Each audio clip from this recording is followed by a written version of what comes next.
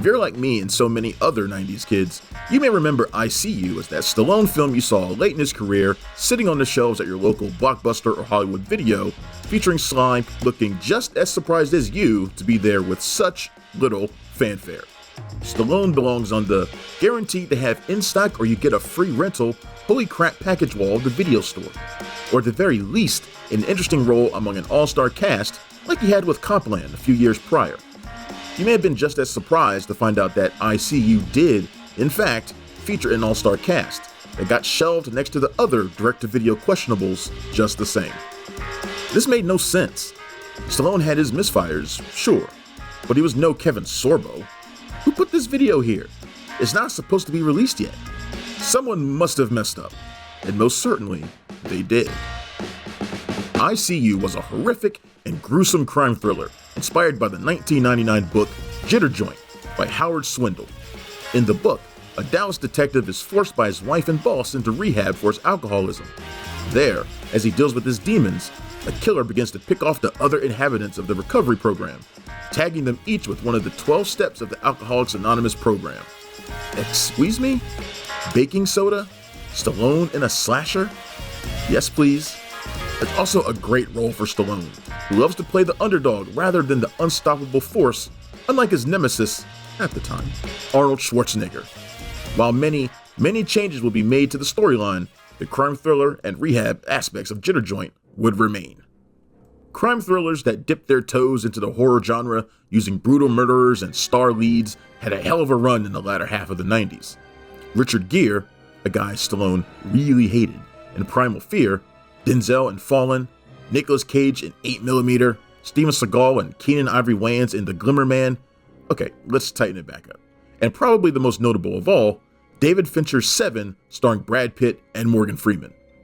The latter half of the 90s also carried with it the return and absolute explosion of the slasher film, and specifically the reality-based slasher film, thanks to Wes Craven's Scream in 1996.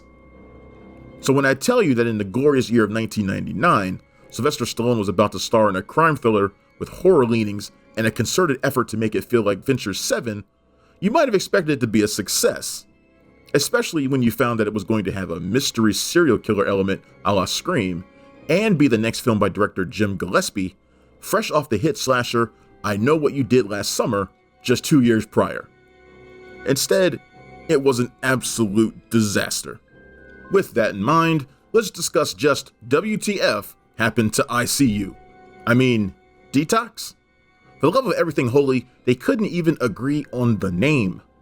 Everything happened. I See You came at maybe the strangest time in Stallone's career. After the career-defining initial Rocky and Rambo films, after Cliffhanger or Demolition Man, after I Am the Law in Judge Dredd, and the strange comedy missteps of Oscar and Stop, or My Mom Will Shoot. Most importantly, I See You came soon after 1997's Copland, where Stallone starred in an against-type performance as a small-town sheriff with a hearing impediment for director James Mangold, alongside the likes of Harvey Keitel, Ray Liotta, and Robert De Niro. It was a courageous role for Stallone to take at the time, considering the larger-than-life action heroes he'd been playing as of late, and in a way brought him back to his roots of the original Rocky.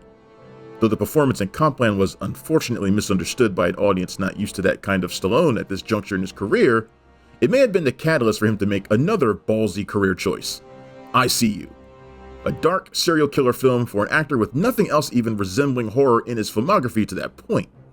He even said in an interview in regards to the film, quote, "You're not going to walk out, click your heels, and be grinning from ear to ear," and, quote, "If you want to see that, then hang out for Avenging Angelo. That one I actually like." It's not that surprising considering Stallone has always been known for his happy endings. I mean, what I'm trying to say is, he famously refused to let them kill Rambo, though the script had originally called for it because he hated the thought of our hero dying at the end, causing all sorts of problems on that production. Sly didn't like his heroes going too dark, and you won't find another film this close to a thriller horror film in Stallone's filmography. This was absolutely another departure for an actor just coming off a risky performance that history would look on favorably, but the jury was still out on at the time. Unfortunately, while I See You was in post-production for 3 years, Stallone suffered the releases of Get Carter and box office bomb Driven. which may have surely helped poison the chances I see you to actually be, well, seen. But before we get to all that collateral damage... So you want collateral damage, huh? Who the fuck are you? I give you fucking collateral damage. I See You had a lot going for it. Starting with a script by Howard Swindle and Ron L. Brinkerhoff that made for a pretty original thriller by mixing together the original book idea with quite a few horror subgenres in the writing blender and then watching them spin around to a beautiful and, well, literal, eventual oblivion. After an opening that is at the very least an homage to the opening of Seven, and who could blame them? The Seven opening rocks the shit. The story of I See You begins with FBI agent Jake Malloy hunting a serial killer like any other crime thriller would, only this one has a little more horror panache than most. This killer likes to announce himself to his victims by using a hand drill and drilling out their eyes when they look into the peephole of their front doors before doing Michael Myers levels of post-death arts and crafts on their bodies and orifices. Things like hanging them from the ceiling like an Eli Roth patented human Thanksgiving turkey and shoving a cop's baton down their throats and into their chest cavities. You know, like they do in all the Hallmark Christmas films. The first half of I See You plays out like an entire movie in itself, where a violent game of cat and mouse between Stallone and the killer lead our detective Malloy into a suicidal, alcoholic tailspin. This in turn leads our plot to its isolated horror trappings when Malloy is sent to a secluded recovery center inside of an abandoned army command and control post in the middle of an icy and snowy nowhere. Once secluded and stranded by a snowstorm, the law enforcement members of the recovery center and its staff, each with their own eclectic personality traits, start dying one by one in apparent suicides. It's all very Dream Warriors-esque before Malloy and the remaining patients realize there's a serial killer afoot, which is when the scream like, "Which one of you misfits is doing this?" storyline takes hold. Given the landscape, this could not have been a very fun place to shoot a movie. You could see it in the actors' faces. Stallone even joked with an interviewer that during one of the many reshoots, quote, "We were met at the airport by the Teamsters. They'd have a sign in front of them saying, d-tox, one of the 3 names of the movie. And all these actors like Chris Christopherson, Tom Berenger, and myself looked like we were going into rehab rather than a film shoot," end quote. Which is about the most positive thing you'll see Stallone say about the experience. The cast that makes up this wild and ambitious story is even more dizzying. Charles S. Dutton plays Malloy's colleague and best comrade in a mostly away from the action partner role like that of Keanu Reeves and Jeff Daniels in Speed, or Bruce Willis and Reginald VelJohnson in Die Hard. Pick your poison. Chris Christopherson is perfectly cast as the heartfelt but will still whoop your ass and throw a stone cold stunner on you if necessary leader of this experimental law enforcement recovery center, Doc. Jeffrey Wright is also there in a strange performance that in no way tips off what a great actor he's soon to become. Tom Berenger plays a quirky groundskeeper named Hank. Stephen Lang plays your biggest red herring as the serious version of Ben Stiller in Happy Gilmore. Now you will go to sleep, or I will put you to sleep. Check out the name tag. You're in my world now, Grandma. But let's be honest, we're all just glad there's no turkey basters in the kitchen. Robert Patrick even joined the cast as the biggest prick this side of Texas. He plays the role of a chain-smoking, speed-taking super dick who takes out his insecurities by belittling the mental issues of the others.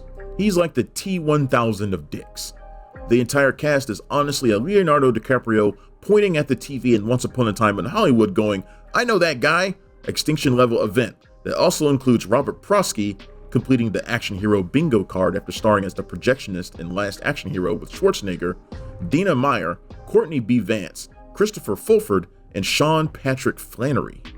Like I said, this film had so much going for it, until it didn't. The film was finished initially in 1999, when Universal had some test screenings that were received poorly. Test screenings, you know, those things that had audiences giving notes like, "More Busta Rhymes and Halloween Resurrection, please." Reshoots were ordered and everything was downhill from there. The simplest of things turned into the hugest of obstacles. The film went from name change to name change, with some physical media copies still floating about that show the name d-tox on the cover, and composer to composer. John Powell, who's composed everything from Face Off to Shrek, made 2 entire scores for the film, with one of them being rejected entirely and most of the remaining score being replaced by multiple others. Stallone himself said it best in 2006, quote, "For some unknown reason, the original producer pulled out and right away the film was considered damaged goods. By the time we ended filming, there was trouble brewing on the set because of overages and creative concerns between the director and the studio. The studio let it sit on the shelf for many months, and after over a year, it was decided to do a reshoot, end quote. At one point, even Ron Howard of Apollo 13 and Cinderella Man was brought on to supervise some post-production. One part of the film that needed a reshoot was the ending itself, which Stallone called an afterthought and had that actor brought back to do. I'm guessing here, but I can only deduce the extra shots involve the scene in which he literally unimpales the snarky bad guy's body so that he can re-impale him face first, complete with a Stallone-esque one-liner, which I felt necessary and awesome. Personally, screw that guy. As mentioned before, however, while all this reshooting and Ron Howarding was going on, 3 years had passed, and so did Stallone's disappointing returns on Get Carter and Driven. America was also post-Columbine and 9/11 at this point, when the sort of violence once enjoyed in movies like I See You was no longer something studios were very excited to risk.